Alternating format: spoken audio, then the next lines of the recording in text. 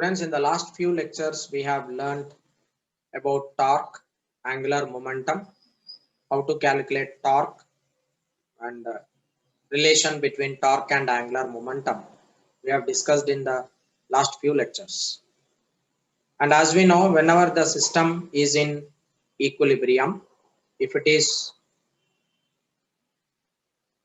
satisfying the condition F net along x-axis is equal to 0, F net along y-axis is equal to 0, and tau net should be equal to 0.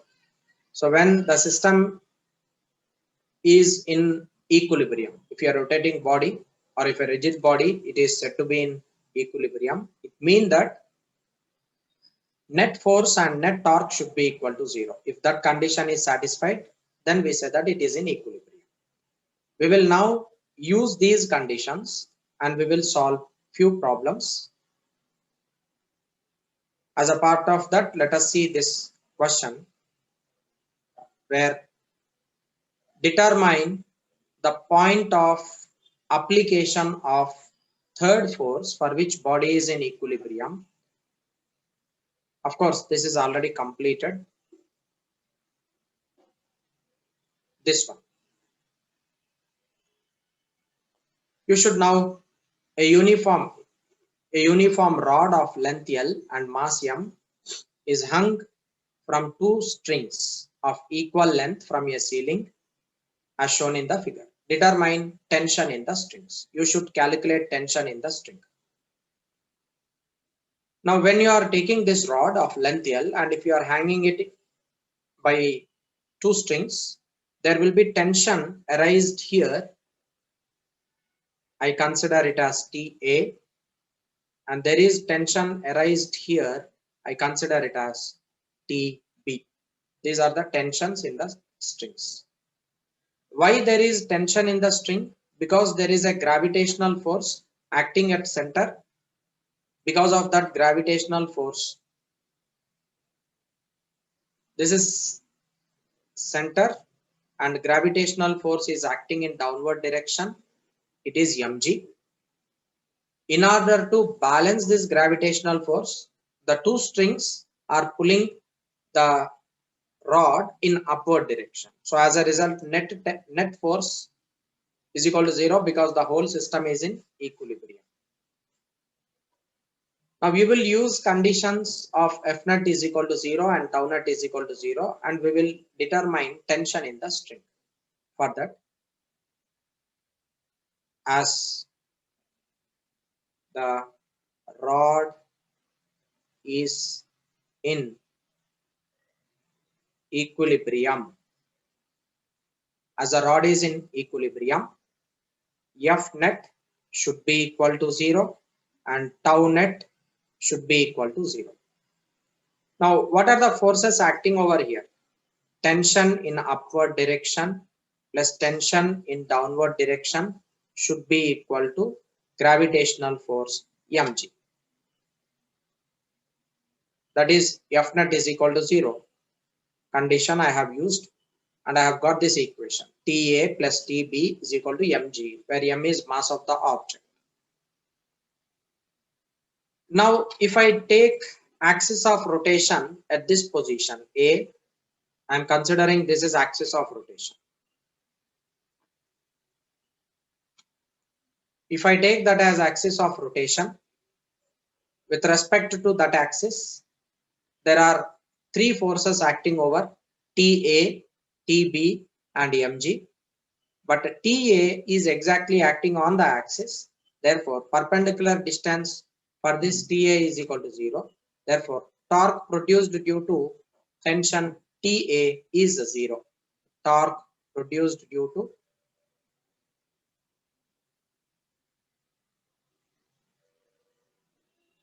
TA is equal to 0 since it is acting on the axis. And next, there is another force mg and TB which are acting over here, and this point is L by 2. This length is L by 2.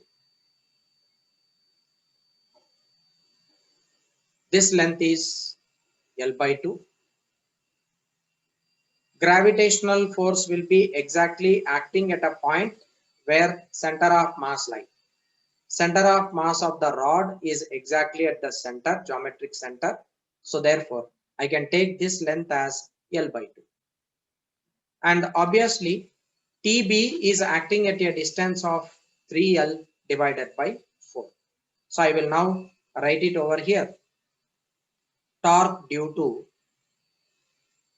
B, torque due to TB plus torque due to mg should be equal to 0 because the system is in equilibrium.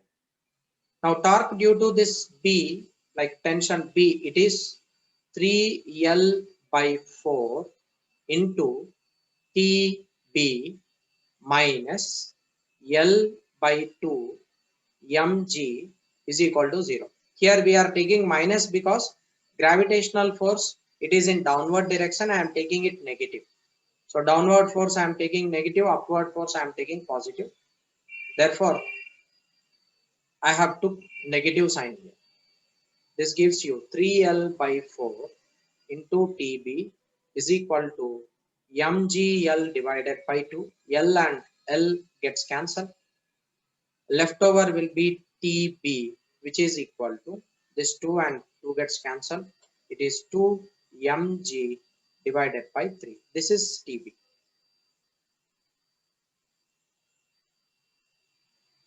Now, after calculating TB, you can take this TB and you can substitute in equation 1 using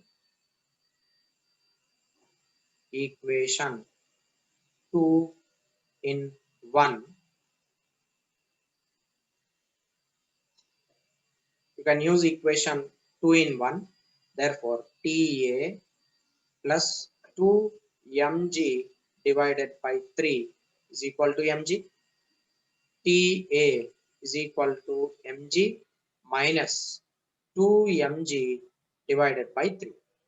This is 3 mg minus 2 mg, it is mg divided by 3, which is tension TA. This is the way you can use net force is equal to 0 and net torque acting on the object is equal to 0. You can use those equilibrium conditions and you can find out unknown forces and the distance where those forces are acting and any other force to be added in order to make it in equilibrium. So these all can be calculated using those conditions. Yeah. One more question based on the same model. You have a rod, uniform rod of mass m. This is rod of mass m and a length L. This rod has mass m and a length L, which is leaning against a smooth vertical wall. This is smooth surface.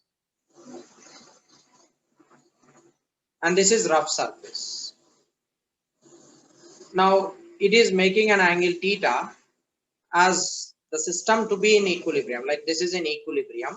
You should calculate normal force and frictional force that is exerted by the floor on the rod. You should calculate normal force and as well as frictional force that is exerted on the rod.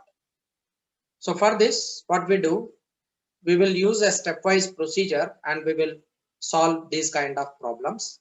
Sometimes they will ask you angle. Sometimes they will be asking you length of the rod. Sometimes they will be asking you normal reactions or frictional force. Any problem based on this model can be solved by the following procedure. Step 1. Draw free body diagram for the rod. We should draw free body diagram for the rod. So first I will draw free body diagram for this rod.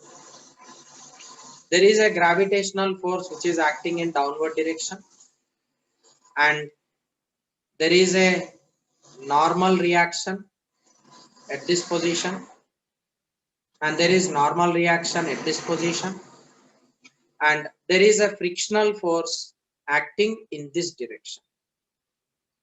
This is frictional force. I'll now denote them. it is normal reaction N1. This is normal reaction N2.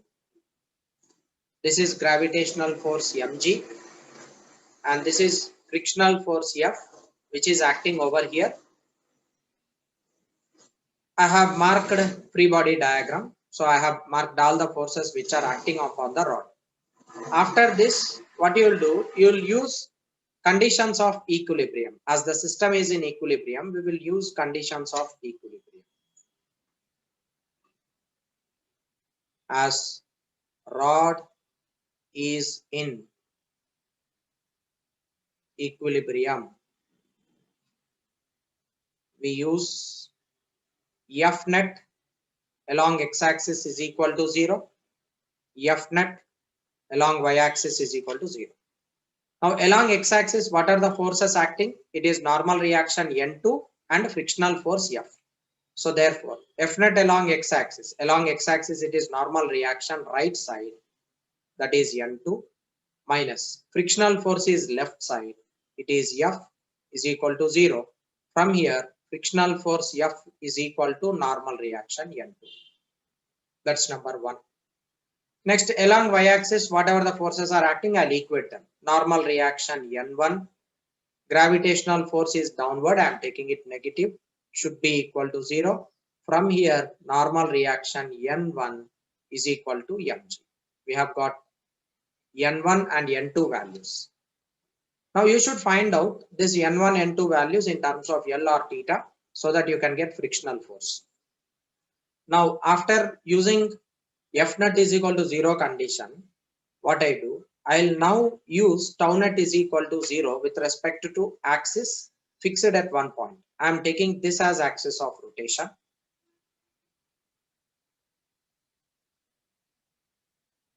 I'm taking this as axis of rotation. Now use this condition using tau net is equal to 0.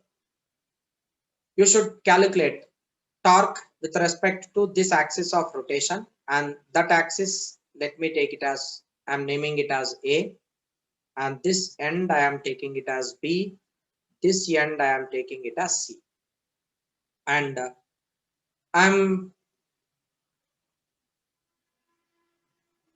this length however will be L divided by 2, and gravitational force mg is acting in downward direction, and that gravitational force is here. I'll just mark it a little bit down.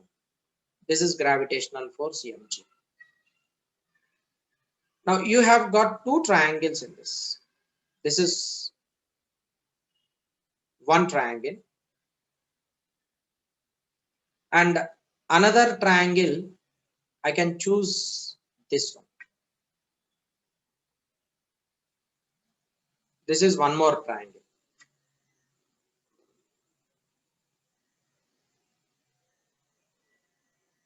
This is one more triangle. I named this triangle as this bigger triangle, however I named it as ABC. This smaller triangle I name it as A and D E.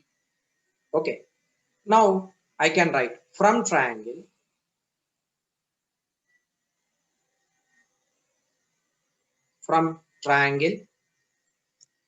A B C, I can write AB is equal to L into cos theta, and I can write from triangle ADE, I can write AE is equal to L by 2 into cos theta. Likewise, I can write CB is equal to L sin theta, and here DE is equal to L by 2 into sin theta. Okay. Now I have calculated perpendicular distance using right angle triangle concept, I have used the right angle triangle concept, and I have calculated perpendicular distances from the axis of rotation, so that now I can write tau net is equal to 0. Now N1 and F both are exactly on the axis, so torque will be only due to this gravitational force and N2. Torque due to mg, which is downward, I'll write it as minus, plus torque due to N2 should be equal to 0. Torque due to gravitational force, it is AE into perpendicular distance is AE, gravitational force is mg, and this is minus, plus torque due to N2. N2 is this, perpendicular distance is BC, into N2 should be equal to 0.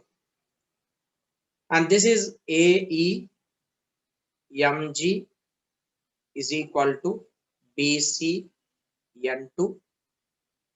Now from here you can write N2 is equal to AE mg divided by BC, right?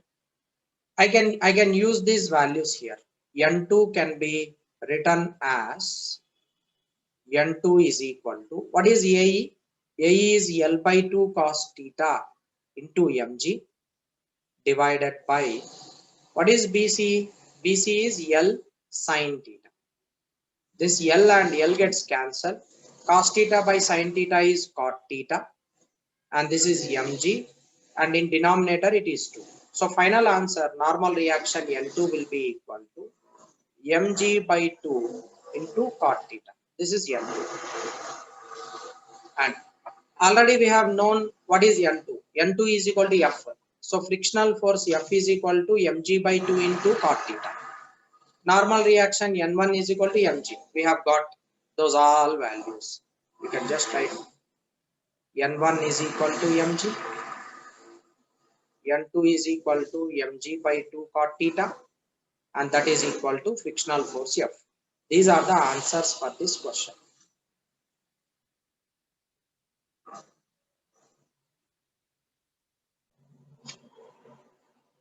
Students, we have a uniform rod of mass m. This is rod of mass m and a length L, hinged at this point H, and it can rotate in vertical plane about a small horizontal axis, and it can rotate in this vertical plane whose angle is 37 degrees given to you. Find force exerted by the hinge just after rod is released from the rest. What actually happens here is, this hinge is exerting some force in this direction. That hinge will exert a force in this direction, right? You want to now find out that value. I name it as R. You should calculate what is that R. Okay, find force exerted by hinge just after rod is released from the rest, from an initial position making an angle of 37 degrees with horizontal. Now imagine the situation and draw free body diagram and use conditions F net is equal to MA and tau net is equal to I alpha. So why I am using them here? Because the system is not in rest. You can write as rod is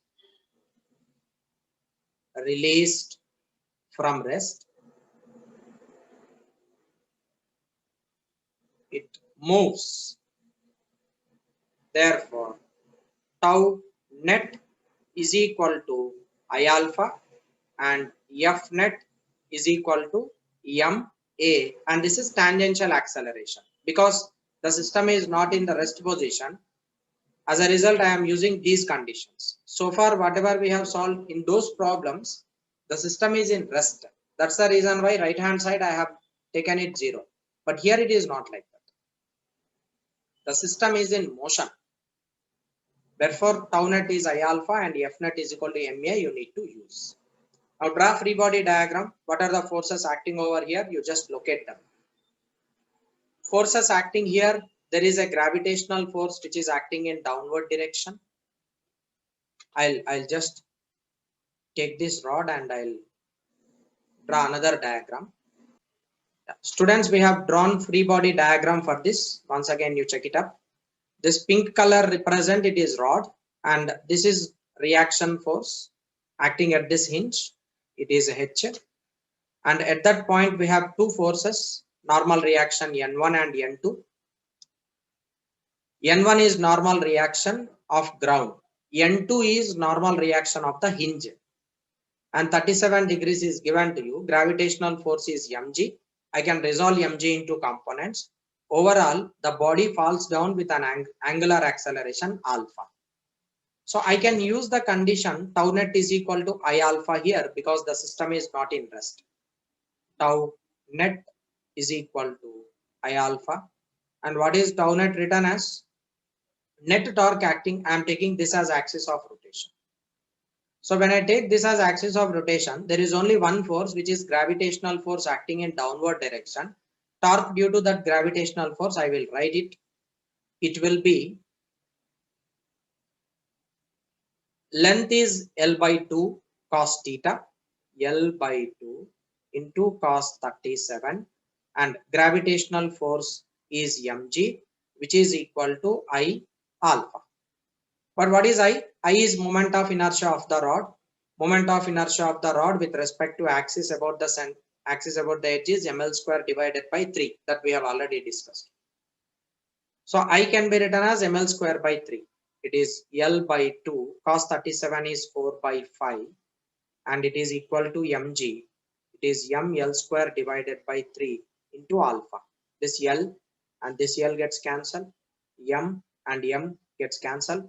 From here you can calculate alpha, which is equal to 6g divided by 5L radian per second square. We have got acceleration, angular acceleration we have calculated, and that is alpha. Okay. Now after calculating angular acceleration, in which direction angular acceleration will be there? Angular acceleration will be there in like this, as I have shown here. This is alpha, angular acceleration. But in order to calculate like f net is equal to, I can write f net is equal to m into at, where at is translational acceleration. I need to calculate translational acceleration, and that translational acceleration will be written as r into alpha. What is r? R is equal to L by 2. Perpendicular distance, that is L by 2, into alpha, it is a 6g divided by 5L. This is L and L gets cancelled. 2, 3, 6, which is equal to 3g divided by 5 meter per second square. That is tangential acceleration. So this acceleration is exactly in this way. The tangent, this acceleration which is produced here, it is 3g by 5, that is in this direction. Okay, but this is 3g by 5. Now I will be using the condition f net along x-axis is equal to 0, f net along y-axis is equal to 0. Therefore, sorry, it's not 0, it is ma. I'm sorry. M acceleration along x-axis, m acceleration along y-axis. Acceleration along x-axis, you need to resolve this vector into components, one component like this and the other component like this. Obviously, this angle is 37 degrees according to the figure. So this become 3g by 5 sine 37, and this angle will become 3g by 5 cos 37 this is equal to Ay, this is equal to Ax. Okay. Now along x-axis, what are the forces acting over there? It is only N2. Therefore, N2 will be equal to mass m into acceleration along x-axis will be 3g by 5 into sine 37. It is 3 by 5. This is equal to 9 mg divided by 25. That is normal reaction N2. Next, this is using the condition along x-axis. This is along x-axis. Likewise, along y-axis, I can use the condition. Along y-axis, there is normal reaction N1 and gravitational force mg. Sum of those two forces should be equal to 0. So normal reaction N1, it is upward, and minus gravitational force is mg, that should be equal to mass into acceleration along y direction. We already have calculated it as 3g by 5 into cos 37. So N1 is equal to mg plus 3 mg divided by 5 into cos 37 is 4 by 5. That is 4 3 is 12. 12 mg plus 25 mg. 12 mg plus 25 mg. This is N1 upward. Gravitational force is minus mg is equal to vertical acceleration. It can be written as 3g cos 37. Cos 37 is 4 by 5. Okay, we have calculated that. So from here you will be getting N1. After calculating N1, it is this is equal to 25 mg plus 12 mg divided by 25. This is N1, right? So after calculating N1, you can find out this R, which is a resultant of N1 and N2. It is N1 square plus N2 square. So N1 and N2 square, if you substitute over here, you will be getting net resultant R. That is the final expression where the hinge act a resultant force when the rod is falling down.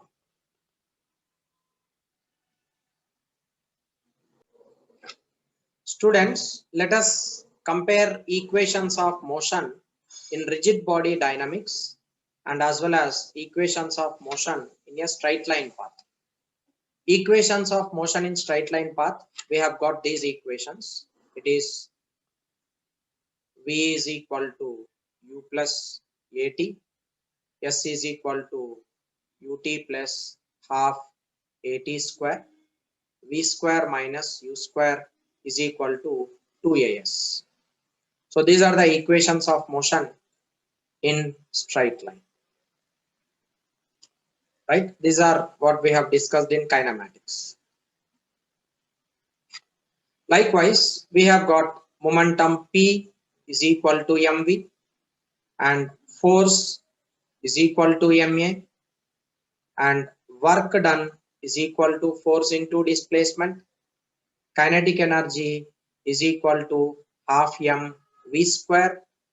Power is equal to work done divided by time taken. And these are the equations which we have discussed in dynamics. And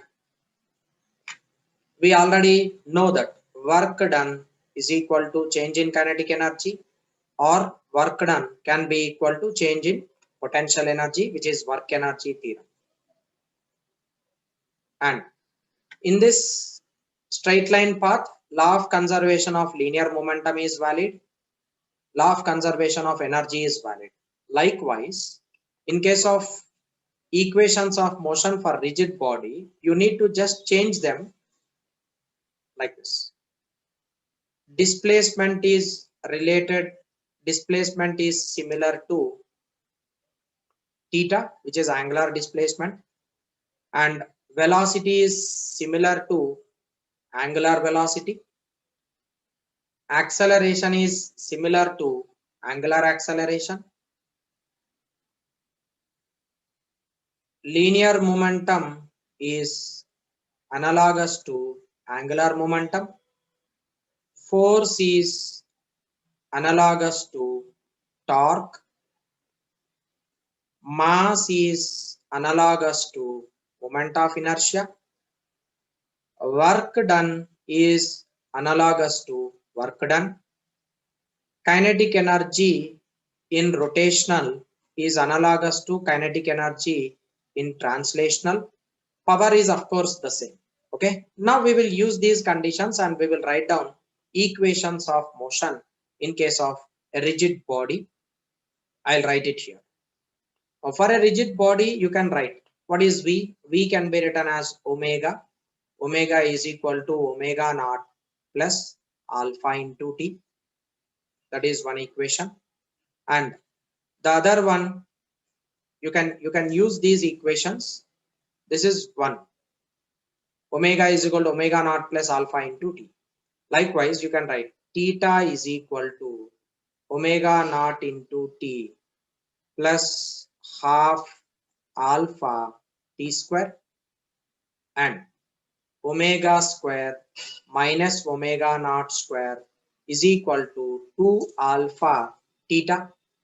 These are equations in kinematics of a rigid body. These are equations of kinematics in rigid body. Now coming to dynamics equation, we have angular momentum. P should be replaced with L. L is equal to I omega, this one. F should be replaced with torque. Tau is equal to I alpha, and work done W is equal to tau theta. And next, kinetic energy you should replace with half I omega square, and power is equal to work done divided by time. These are the equations which you can use. These are the equations, dynamics of a rigid body.